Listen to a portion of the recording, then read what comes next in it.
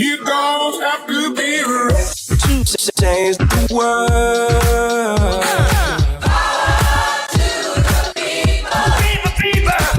Hello, and welcome to The Activist Investor, a podcast about shareholder activism by TulipShare. Right now, we are in the midst of COP27 at the time of recording, and so I've brought on a very exciting guest with me today. I won't give too much away about all his job titles, but his name is Matt Winning. Hello, Matt. Thank you for coming onto the podcast. Thank you for having me, Christine. Absolute pleasure to be here. Do you want to go through all your job titles one by one? Because there's quite a few, so... Yeah, very happy to. I am a senior research fellow at the UCL, so University College London, Institute for Sustainable Resources. I've been there for 10 years this year, and I do lots of research on loads of different climate-related topics, mostly around mitigation and policy.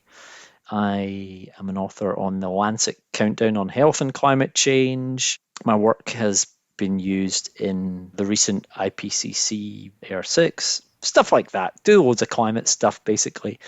That's my day job. My nighttime job is I'm a stand-up comedian, which is where we originally met. Yeah. Years ago. And my secret past. Absolutely. Which is where, we met. And I did comedy for years, again, quite a long time. I think now 14 years, something like that. But about 5 years ago, I started talking about climate change using comedy. And now I exclusively do that.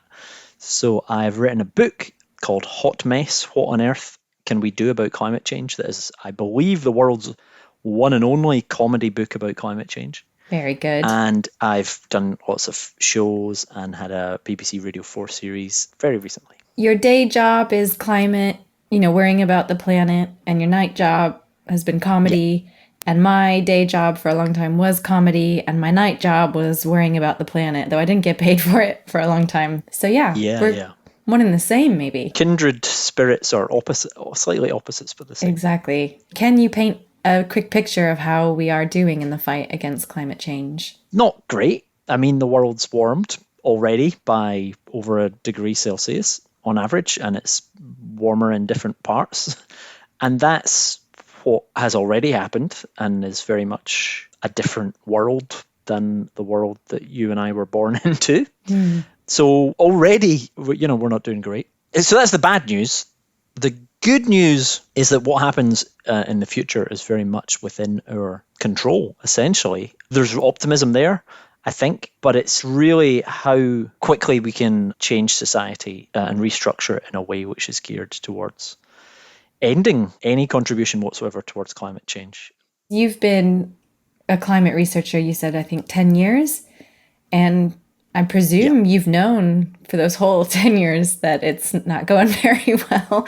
And so I wondered if we've made any progress at curbing the warmth of the planet. Yeah. So far, the progress hasn't necessarily been on curbing how we're warming the planet thus far, but it's very much about the direction we're likely to take in the future. And with that, I think there is room for optimism versus where we were before the Paris Agreement. Essentially, I started working on this in 2008, which was a time of sort of real progress. The UK got a Climate Change Act, which was the first ever national piece of legislation anywhere in the world to tackle climate change. And it was like there was a few years around the end of that decade where things were really positive in terms of the action that we might take. And then I'm not really sure what happened. I think it was partly, again, due to the global recession that we had at the time. So it's good that we're not having one of those again to distract us from tackling climate change. But yeah, so we sort of got distracted and there was a few years of not really much progress. But since the Paris Agreement, I think there's been quite a substantial change. I read a stat this week that someone said, I think since Paris, it's knocked about 1 degree off of where we thought we were heading. That's good. That's progress. So that's absolutely progress. Now, it doesn't mean that we're heading where we really need to head. I wouldn't say that 1 degree change has been solely down to the Paris Agreement, but clearly that's a factor among many factors that have changed the trajectory and sort of helped us progress. A boring but really important thing to always qualify is that we're talking about massive global averages here. And actually, there's already a lot of suffering around the world because of climate change. It's already happening and it will happen. And so it's about trying to reduce suffering. It certainly feels as though it's come more into the forefront of our minds, like you say, with the Paris Agreement and COP26. I feel like COP26 was the first time people kind of paid attention to these big meetings that happen where world leaders come through, and it sort of felt like people were tuned into this for the first time ever. And so now here we are with COP27 and everyone's hyper-focused on it. I wonder what your thoughts are with COP27 so far. Like, have we made progress since COP26? What do you think about all these corporate sponsorships? And is it a sham, like Greta says? A lot to unpack there, but essentially, I think there has been a change, especially in the UK. The fact that we hosted it with COP26 last year, I think was a massive thing for us to do and helpful because it sort of shone a light on what the UK is doing and on the process. And it's almost like, hosting the Olympics or hosting a World Cup or something. The sort of it feels that way, doesn't it? People become more involved in it. It becomes more of an event. And, I think people wanted to contribute. It was on the news constantly. And I think for me, the main thing that's opened up is the space for people to talk about it. And whether that's the public or whether that is corporates or whether it is quite often the media, which have now, I guess, gone through enough of a COP, trained a little bit, that they're kind of refocusing a bit more on it again this year, which I think is good because, as you say, before that, it would often be very limited in the amount of exposure that it had and the details of it. And so it feels like a lot more investment from a lot more people. As you say, there are potentially negative impacts of that, which is people want to make themselves seem that they are part of the solution, greenwashing essentially. Mm-hmm. I guess it's like any event, it becomes slightly more corporate as time goes on. You and I have a lot of experience of the Edinburgh Fringe Festival, which I would say is incredibly similar to COP in the sense that it's a massive sprawling event that people are trying to often publicize themselves rather than focusing on the purpose of why they're there. I can remember clearly you at the Edinburgh Fringe Festival, that one voice among the many being like, guys, we don't need so many flyers. And if you do need a flyer, make them smaller. If there's one thing that I leave when I go that I'll be remembered for in the comedy world, it won't be my jokes. Smaller flyers. Anything. It'll just be really tiny flyers. I think they were like half the size of everyone else's. So I think there are problems with it and we have to be aware of that. But I still think overall it's far more important that it happens, especially to give voices to different countries because everyone's on an equal footing there. And so I think that's one thing that's sort of often forgotten. Depending on what country you are, what's important to you will be different. So a lot of the Western perspective on this is very much about like, how bad's it going to get? Are we going to stop climate change? But there are other countries that are already dealing with climate change much, much more than anywhere else, and that are actually just like, well, we have to just deal with this today. It's not theoretical, and we haven't caused any of this, so we need help. And so there's lots of different elements playing out at COP. Adaptation to climate change and loss and damage, whether we have, emissions trading and how quickly countries are committing to make changes. All that sort of thing is really important, but there's other important things to different countries as well. I think the problem is that often with climate change, because it's such a scary, big subject, it often feels like anything we talk about, it's either all or nothing with it. Everything's either this COP has to solve climate change or everything's going to, and I don't know whether I'm allowed to swear on this podcast. Yeah. I'm going to say shit. Yeah, bleep. Didn't get the timing right. Yeah. But yeah, so it feels like there's almost too much pressure on these things, whereas actually it's part of a much wider process that has to continue during the year, and we have to continue to keep pressure on in many different aspects around it. So it's far more important that it happens every year than it not happening, and it does have positive impacts, though they're quite hard at times to quantify. What do you feel as a climate researcher would have the biggest impact on stopping climate change? Individual action versus corporate action versus government action. Should I buy a metal straw, or is that not doing anything in the face of what's going on with fossil fuel companies, big oil, etc.? Pure stats, pure numbers. What would have the biggest impact tomorrow? So the two questions I'm most asked are we screwed, and what can I do about it? And that second one, what can I do about it? You have to ask the question that you are asking there, which is what I do about it important? Or should it be, what can we do about it? Or what can they do about it? And so if we were going to put numbers on it, it depends on what you define around the boundary of what an individual person's actions are. Because I know you've talked about this before on the podcast with pensions and other things like that. If you're only thinking about those straws or people driving cars, then yeah, individual action is quite limited to some extent. But when you start to expand what individual action means, which is voting, therefore it's impacting what governments do, and it's where you invest and where you shop, and that impacts what corporates and others do, then those three things are actually all kind of one and the same. I think this way of looking at it as if these are different elements isn't particularly helpful at how to solve the problem. So without trying to completely dodge your question, the answer is that none of them individually will achieve anything. And disentangling what the biggest and smallest ones would be, I don't think is even that helpful, because you almost need all of them to happen for any of them to happen. So I think what you've done there is had a very mature response, which is that we should all stop pointing the finger at whose fault it is and who should be doing what, and everybody has a sort of role to play. 100%, yeah, because the problem is that, and this is something that I've experienced over the last decade or so of working on this, is that everyone always says it's someone else's responsibility. People say it's up to governments, and governments say we won't regulate until the people want us to, or industry think that they're ready to do it. And industry says the government needs to tell us what to do.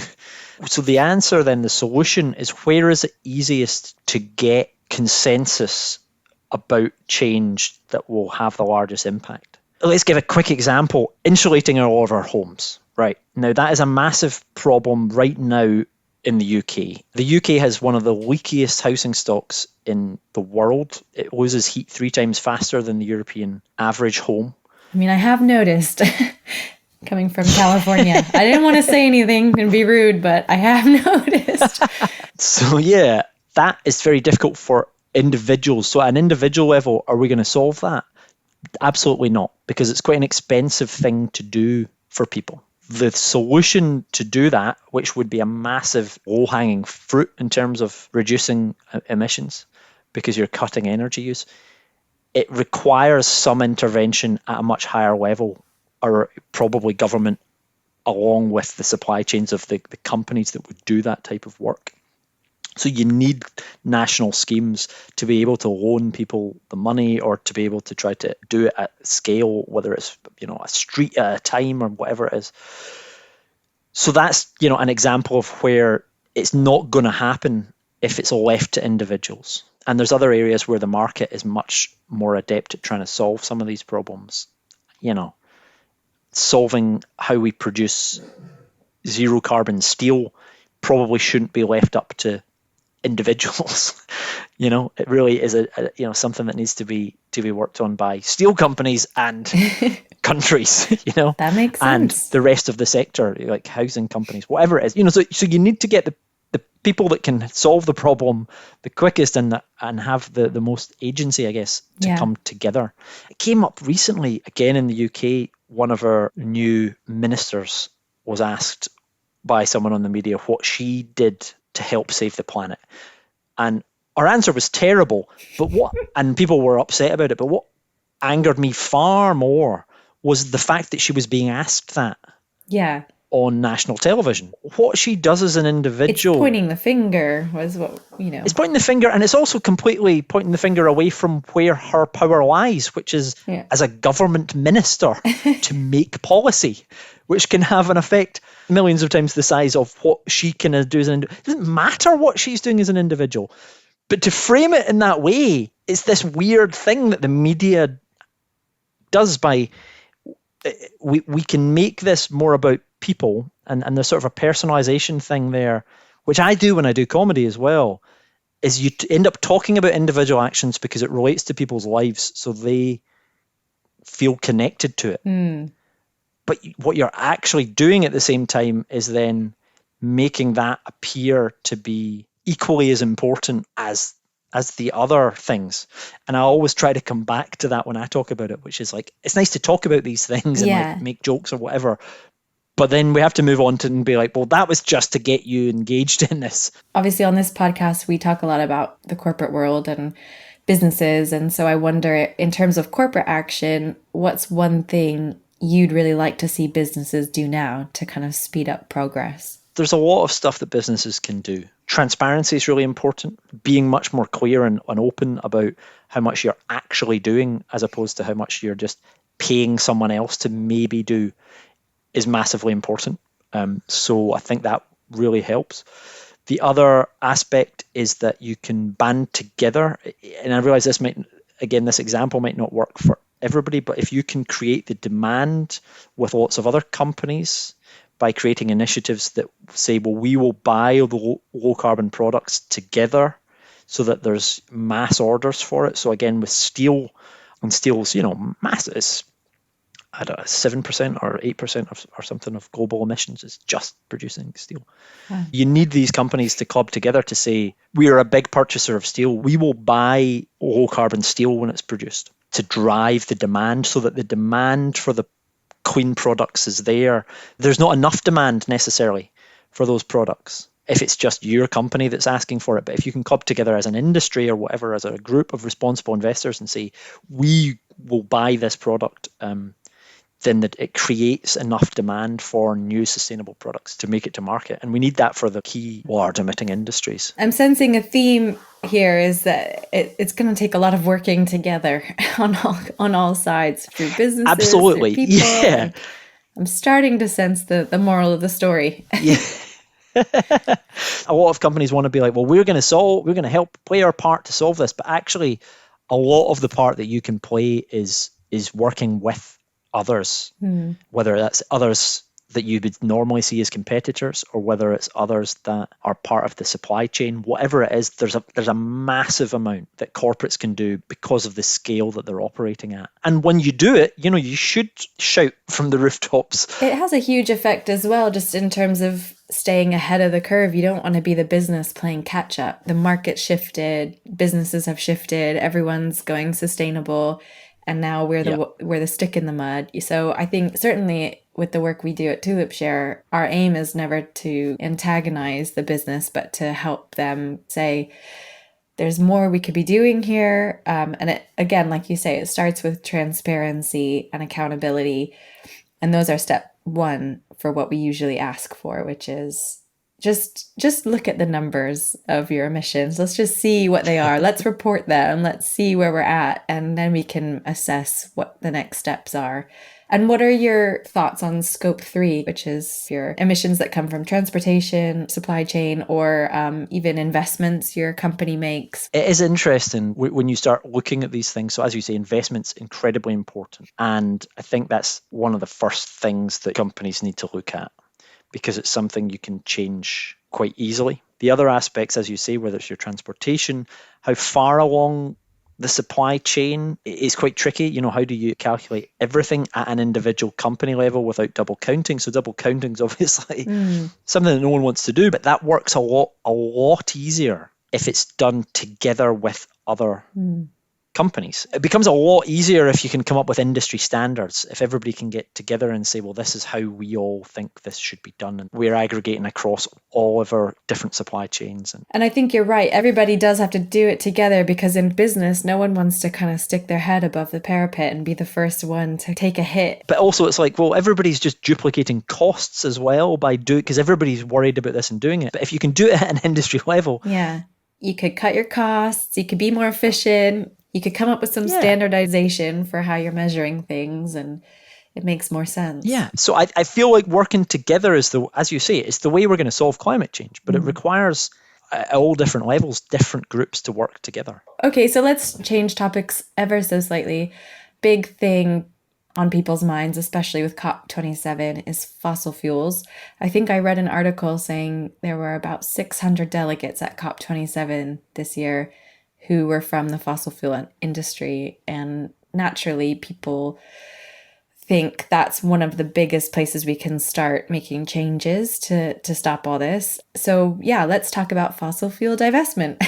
What are your thoughts on that? First of all, I mean, I'm not an expert on divestment. There are sort of different schools of thought, and there are different reasons for taking those different approaches, and both are right, essentially, or the different ways of doing it are potentially correct. What I would say, and I think it's the most important point to make, is that at this present time, making money off of what is happening right now across the world is a massive injustice and shouldn't be allowed. What the global situation just now really strengthens is that we need more investment in renewables. It is a fossil fuel problem that we are having. It's not an energy crisis, a fossil fuel crisis. Often, again, it's talked about as if, well, gas bills are going up and the cost of petrol. When you go, well, yeah, that's all fossil fuels. Yeah. And the cost of food. And you go, yeah, well, the cost of food comes from fertilizers, which come from fossil fuels, and from transportation of food, which comes from fossil. It is everything comes back to we're so dependent on fossil fuels. If only there's a way we could get rid of them. And there are. So maybe we should be increasing investment in those other things. Again, what I think has to happen is government intervention to do two things, which is loosen the tap on renewables investment so that there's more of that, and they need to be at the same time tightening the cap on what's happening with, well, production or investment into fossil fuels. The whole divestment question is very difficult if there's not a long-term plan for what's going to happen to production over time. So we need policies in place that are increasing the stuff we want more of, the good stuff, but are also decreasing the bad stuff. And a lot of governments are very, very hesitant to do the difficult stuff. So they're very happy to go, we're getting more wind power, we're getting more investment in this, we're doing more of this. They're always very happy to talk about what they're getting more of and what they're helping to produce more of. But what we need to do to mitigate the very most dangerous aspects of climate change will not be solved without doing less of the harmful stuff at the same time. So divestment clearly plays a role in that, but it has to be, I think, part of a role that's wider, where you are aware that the country's going to end production of fossil fuels by a certain year, which I think France and Spain have both committed to. And every company that's involved in this should be potentially saying, well, we're going to reduce or leave X percent of our reserves in the ground, essentially write them off. It's very unlikely that that's going to happen, but that's what should be happening. So it seems as though everyone has to work together. Again, we're here at our theme, and there needs to be some government action to put the pressure on and maybe relieve the people who will get squeezed by the energy crisis and help with that. And then the companies who are profiting off it, I mean, it may be worth putting those profits back into research, renewables, finding a way. So I guess my other question is it good that all those fossil fuel delegates are at COP27? Is it essential that they're there? No. Absolutely not. They will say there's a role for them at the table, and to some extent there is. There are good people that work in these companies and these industries. But that juxtaposition that I just talked about, the idea that you have shares and value, that you're beholden to your shareholders to make profit, whilst what you should be doing is writing off value, is always going to be a problem. So the individuals can be good and and be wanting to do the right things, but when it comes to that, what they're driven by as a company, it's always going to be pretty impossible to square those things. And so I think if fossil fuel companies had wanted to be credible, what they would have done is they would have invested lots of their profits over the last 30 years in carbon capture technologies so that they could continue using their products indefinitely. And they didn't. So in my opinion, they don't really have much credibility in terms of being part of how this is going to be solved. And you say they're always beholden to their shareholders, which is, again, not to bring Tulip Share into this again, but I think that is the point. That's your job. It sort of is down now to changing the priorities here. And like you said, prolonging the business is in their interest. And so to shift as shareholders from saying, okay, yeah, there's these profits to make, but also the business needs to last and the planet needs to last. So the pressure now has to come down to, I guess, the shareholders. It really does. That for those companies more than any other company, it comes down to shareholders. It's up to shareholders to save the world. Is that what you're saying? I'm saying it kind of is to some extent, or at least to give those companies a transition out of it. But then you look at it and you go, well, a lot of the largest oil companies are national states and stuff like that. And that comes back to not shareholders, but governments. So I'm coming up to my final question, and I've heard you talk before about how climate change PR kind of didn't get off to the best start with Al Gore at the helm and everything. So I wanted to know, what are some ways you think we could change climate change PR to make it effective? Nothing against Al Gore. I think the guy's great. Big fan.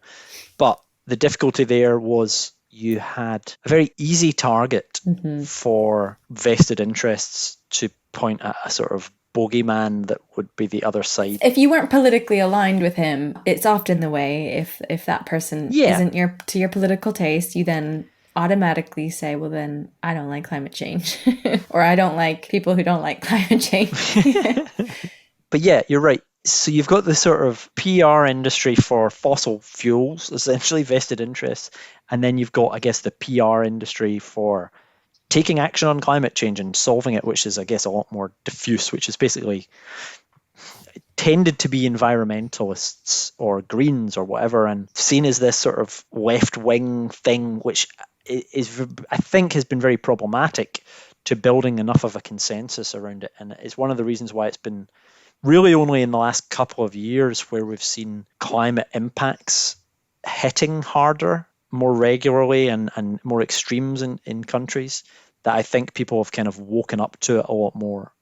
I mean, for me, it's very much about trying to broaden the types of conversations we have about this. I'm probably getting lots of different people to talk about it. So, this is great. And different voices are really important. We've got Greta, who is a voice of a generation. I think we need some sort of like 75-year-old Greta. We need like an old woman Greta. I mean, even in my hometown where I'm from, and it's a lot of cowboys, and there's a lot of kind of resistance to this. But we had a health food store come to town, and I thought that's not going to go down well. But they did some great work. The health food store hosted a lot of fundraising breakfasts for the local like Jeep club and Harley Davidson club, and they're thriving. And you go, on a Sunday morning and everyone's there eating organic blueberries and they're just so excited. I don't know. And maybe we can learn some lessons from tobacco, like go through old films and just edit out any sign of fossil fuels, cars, or people just won't even know about it. They'll go, what? Why not? It'd be really weird. Yeah, Back to the Future would be terrible if there weren't any cars. Yeah, the plot would suffer, but I mean, the film Cars, the cartoon especially, would be a difficult watch. We just need to spread the word of this whole working together thing. Now that's got to be the focus. Absolutely. Working together, but also from a PR perspective, we have to bring it to people in their lives and make it relevant to them. And it's not a one-size-fits-all. We have to try more things. We have to communicate to different people, and we have to have different spokespeople talking about it. And that requires a bit of a shift, I think, away from framing it as the domain of scientists or the domain of green hippies with dreadlocks. Yeah. Do we need more science on this? It's not actually the most important thing. We probably need some more science and scientists, but actually... We need the Harley Davidson folks at my health food store to just say, hell yeah, I'm behind this. Yeah, exactly. And to maybe give up the Harley Davidson. Actually, funnily enough, one of my friends is from Washington State, And he builds cars, like old classic cars, because he's American, so he loves cars, and he had all of that sort of Fast and the Furious good cars. He's been building them for like the last few years, and I hadn't spoken to him for like almost a decade. And when we caught up again recently, just over Zoom, and he read my book, and then he'd sold all three of his cars. Wow. And he's bought a 1952, I think it's a Studebaker. It's like it's so old. He bought like the kind of chassis for it, and he's now bought like a Tesla battery, and he's going to try and start building an electric vehicle from scratch. That's huge. That's an American. Yeah, for an American, that's a big deal. Basically, I need to make friends with every single person in America individually, and try to, convince them to change in a nice way. We've solved it. We didn't think we'd get there in the end, but we figured it all out. The key to climate change, Matt Winning, befriend every American, get them to read your book, and to put Tesla batteries in their cars. And that's the planet saved. So thank you very much. That's a good place to end. I will mention again, Matt has a book out called Hot Mess. It's very, very good. It talks about all these subjects and more. And Matt, where can we find this book, Hot Mess? Oh, thank you. You can get my book, Hot Mess, What on Earth Can We Do About Climate Change, in all good bookstores. It is out in the UK, the United States. It is in Dutch. It is in Australia. You can get it on all the big internet platforms that you can buy books on. And you can get it on Audible as well. So I read the book, and it's like 9 hours long. So if you like my voice, then you can get a lot more of it with more jokes. Well, Matt, thank you so much for joining me today. It was lovely to have you on the podcast. It was a pleasure. Thank you for talking to me. Share. Share.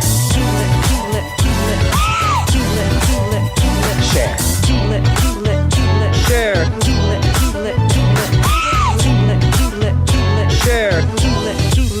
Invest for a better future.